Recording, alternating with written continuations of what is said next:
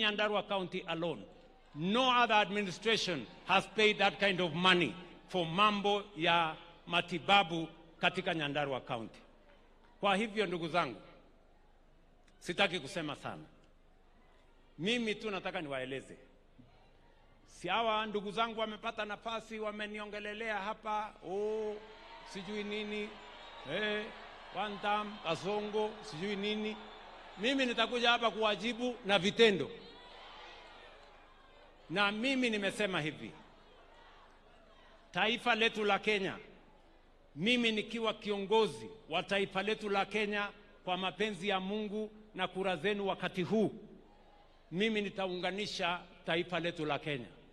Ndio nilitengeneza serikali ya broad based ya kuleta Wakenya wote pamoja, na hatuwezi kukubali wale watu ambao wanatuhubiria ukabila na chuki na migawanyiko.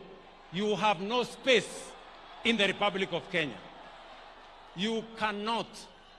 Hamuwezi kuja kutuambia ya kwamba mimi sina vita. Mimi naelewa nilipigiwa kura na watu wa Mlima.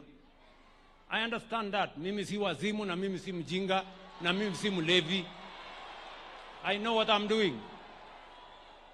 Na mimi urafiki, mimi nimetengeneza na watu wa Mlima hii, sio urafiki ya siku 2, 3 ama 4.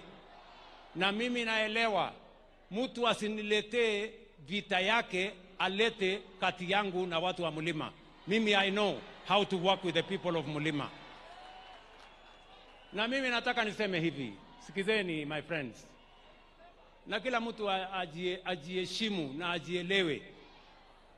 Mimi siombewi ruhusa mahali popote Kenya. Mimi ni rais wa Jamhuri ya Kenya. And I will go any place and I will do everything as the President of the Republic of Kenya. And I am not going to ask for permission from anybody, whoever you are. Siwezi. Sijui kama tunaelewana my friends. Tuko pamoja. Na mimi nataka niwaeleze ndugu zangu watu wa Nyandarua. Mimi nitahakikisha ya kwamba haki ya watu wa Nyandarua haitabebwa na mtu yeyote. Nyandarua, maendeleo yake, nafasi yake itakuwa timamu na tutaungana tukienda mbele.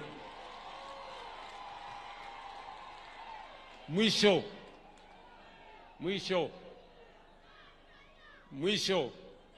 Sikizeni bana. Mimi nataka niwaulize hawa vijana. Niko na vijana wengi, taifa la Kenya. I have many young people.